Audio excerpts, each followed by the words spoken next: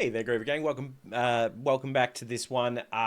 Just before we do get into this video, I wasn't going to upload this. This one was recorded before I got sick, and there's a lot of issues I had with the audio. Not so much with the recording side of it, but the actual file itself, the video that I watched and reacted to. The mix is really not good. Basically, the artists' voices are really low in the mix, and it's really disappointing.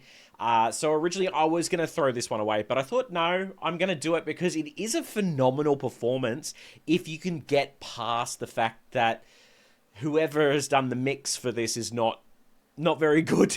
But yeah, so hope you enjoy this one. It was a phenomenal performance, and I'll see you soon. Hey there, Griever Gang. Welcome back to Griever Productions. Sorry, I'm going to take those off. I'm here with a newcomer to the channel. This one was found in my Discord suggestions. For those who don't know, we do have a Discord. There is a link in the description below where you can kind of join in the conversations. There's also a suggestions panel in there. What I do every now and then is I go into that panel and I'll scroll through and kind of grab some videos at random just to have a look. And this is the one that it kind of landed on today. Now, I'm not sure if the band is called VOLO or if it's the song called VOLO. I should probably check that. Okay, it is the group. VOLO is the group. Apparently, they are an operatic trio? Italian operatic pop trio. Well, that don't make no sense in my head, but I'm very keen to find out now. So I wanted to have a look at this because that seems very interesting to me, especially now. Before we begin, please do leave a like on the video. It really does help. But without any further ado, let's have a listen to VOLO. Grande Amore? I don't know if that's right or not. I tried to put a little stank on there for the Italians, but I don't know if it's right or not. So forgive me if that was wrong. Also, do forgive me. It does look as though the quality of this video is a little bit pixelated. So I do apologize for that. It is not your screens. It is the actual video itself, and I've tried to put it up in quality, but unfortunately 480p is the highest we can go on this one. But anyway, let's sit back and have a listen.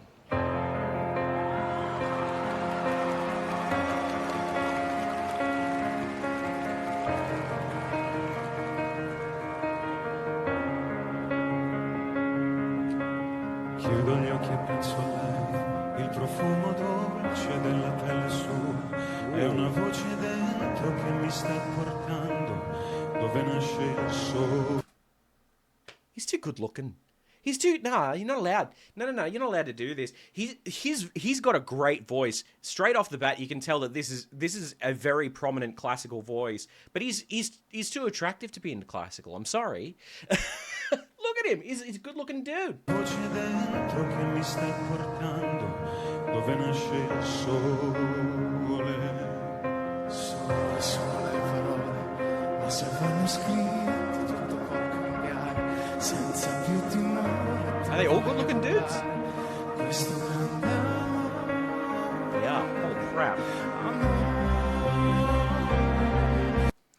I need to go back here because I can hardly hear him. The level on this is bad. Nothing we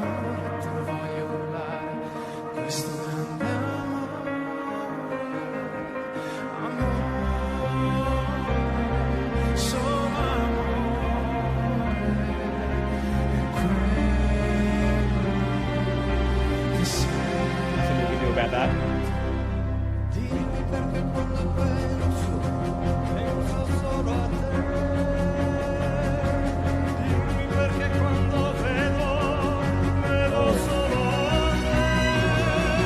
Hello.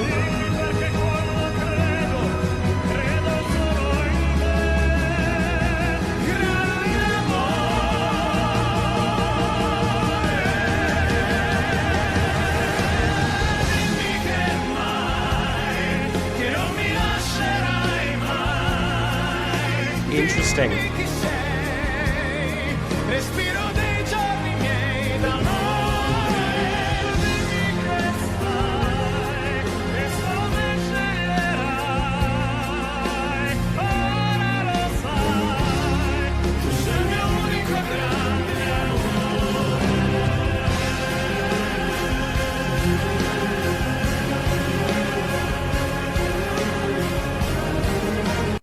Okay, so look, I apologize about the mix on this one.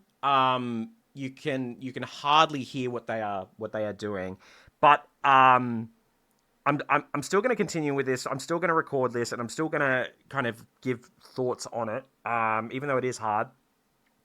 So what we've got, because from the bits that I can hear, I really wish their voices would be up in the mix more. I don't know who mixed this, but shame on them. The three vocalists so far, like, I need to go back and listen to this part here. This gentleman here, you can hear a very interesting change where he swaps from a very kind of that more pop sound into that classical. There's that like, powerful sound.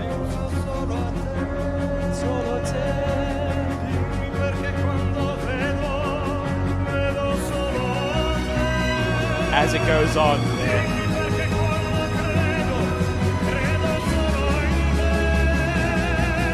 That's so good.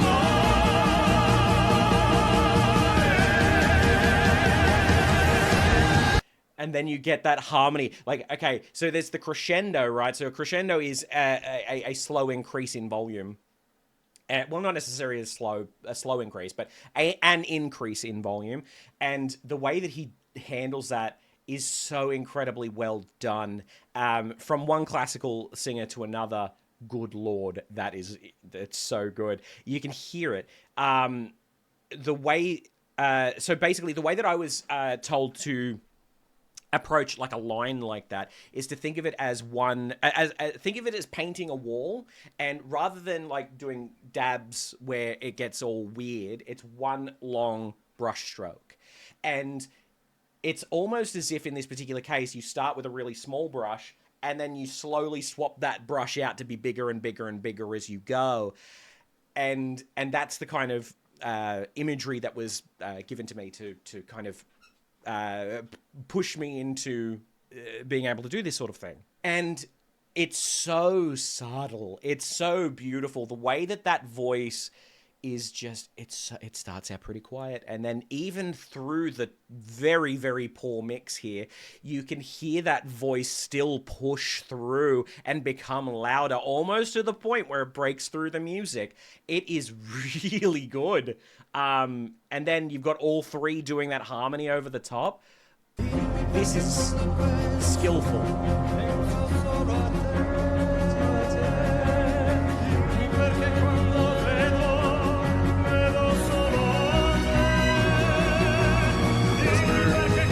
More pressure, more build.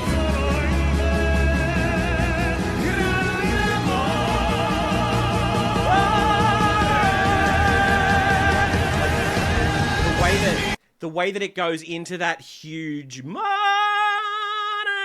like into it starts out so quiet and then it gets into that huge part. Oh man, vocally these guys are just wonderful. Let's skip on ahead a little bit here because it's hard to hear them in this section.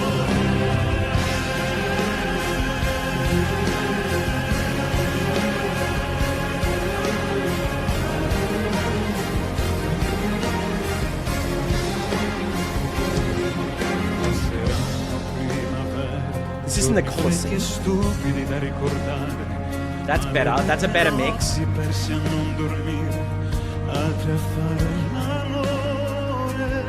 Oh, okay. So here's a thing that I see a lot in classical music. It's very difficult to do, but the idea is to make it sound not difficult to do. Listen to where he swaps it. He swapped between chest voice, head voice, and chest voice in the matter of a second. Da, da, da, da, da. Like, the way that he does it is just wonderful. The dude, all these voices are just so smooth. Like butter.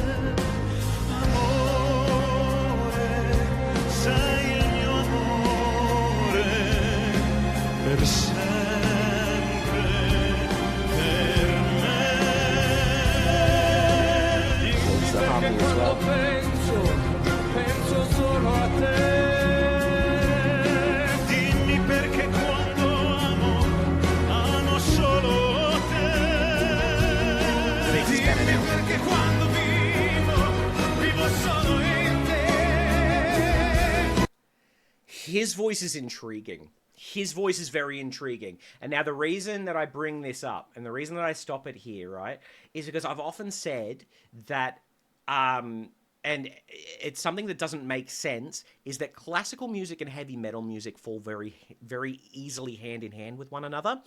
It doesn't, it shouldn't, but it really, really does. This guy's voice, if you threw him in front of a heavy metal band, no one will question it. Listen to that kind of grit that he has on that voice and that stank that he puts on there, that it sounds so good in a classical setting. It would also fit in a heavy metal setting, which is mind-blowing. Have a listen to that line again.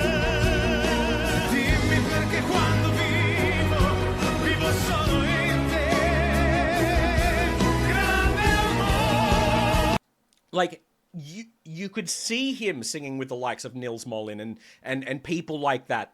You could see him doing that.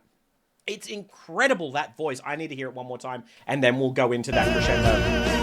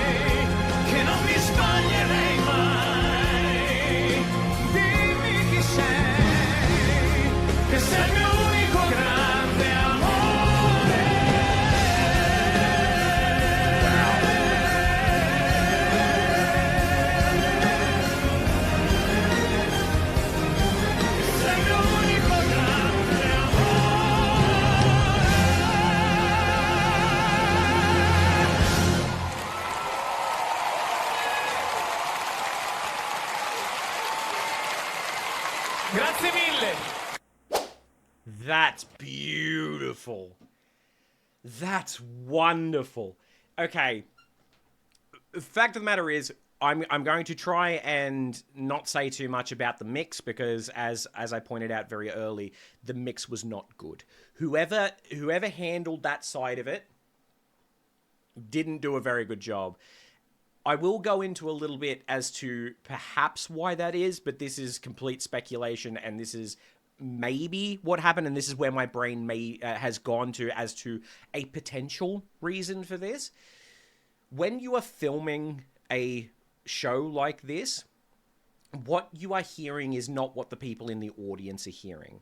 What the people in the audience are hearing is completely different, due to the way that the mixing desk outputs the audio to the speakers.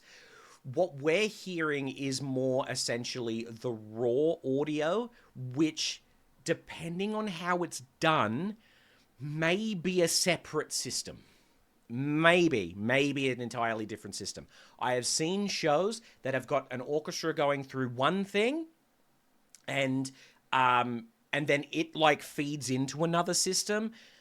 It's not the best way to do it, because then you have to have two people with headphones on mixing two separate audio outputs. Essentially, you've got the output for what the people are hearing through the speakers, and then you've got the output as for what's on the recording.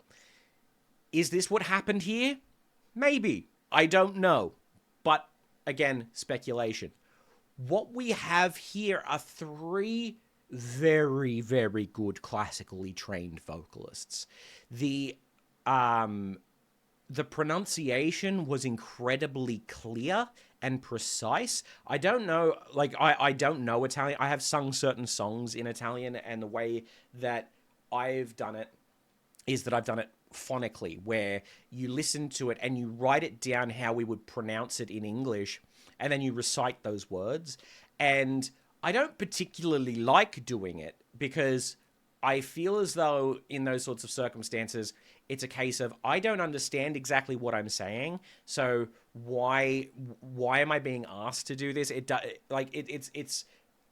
a connection issue with the music, because I'm a firm believer, if I can't connect with it, how are the audience going to connect with it? With certain songs, though, it doesn't matter. The prayer and Conte Partiro, which is time to say goodbye, people don't really care. They just want people that can hit the note. And I get it sometimes. Don't get me wrong. And every now and then I'll do those songs because, people ask for them specifically. In this particular case, so I don't know if their Italian was right. I assume they are. It says that they are Italian, so I would assume they know the language. My comment on the pronunciation is more about their diction, in that it is very clear what is being said. I don't know what the lyrics are. I don't know what the intonation of the words are. The translation, I can probably get up a translation, but I again want to focus on the voice itself. The three of them have incredible control. The amount of breath control that goes into those longer brushstroke sections that I mentioned before is crazy. That particular one that I pointed out, where it starts out very quietly and then it crescendos into that massive moment, is a huge example of why breathing in singing is so important, and being able to control that breath, because it is a combination of breathing and core pressure that is giving him that volume as he progresses through. Nothing here is happening.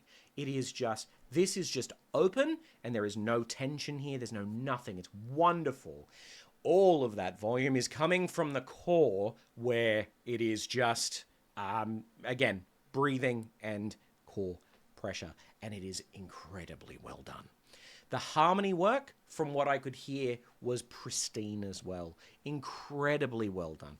I would like to know if these guys are the ones that arrange their music, or if it's, or if these guys are part of like a team that sometimes you can get groups that have a team, like one person will be behind the scenes not actually singing, and they might be arranging pieces for them, or something like that. I would like to know a little bit more about them, so if you know in the comments below, please do let me know. But oh my god, the stunning tones that we were getting from this, like even how I mentioned that the guy that had all of the like the mustache and the beard, where is he? This guy on the right here, how he was able to put some stank on what he was singing, and he had a little bit of vocal fry on there that would work incredibly well in a kind of heavy metal setting as well. And it's amazing to see how versatile these voices can be. It's truly outstanding. Anyway, I don't have anything else to say on this one, so thank you so much for watching. Like a favorite if you enjoyed, subscribe, do all that sort of thing. I'll see you next time. All right, bye for now. Thanks for watching. If you enjoyed what you saw here today, feel free to go over to Patreon and support us for as little as $3 Australian per month. By doing so, you'll join the list of wonderful people here. Also, if you're into gaming, I have recently rebooted my gaming channel, so feel free to go over there and have a look. Link to both the Patreon and the gaming channel in the description below.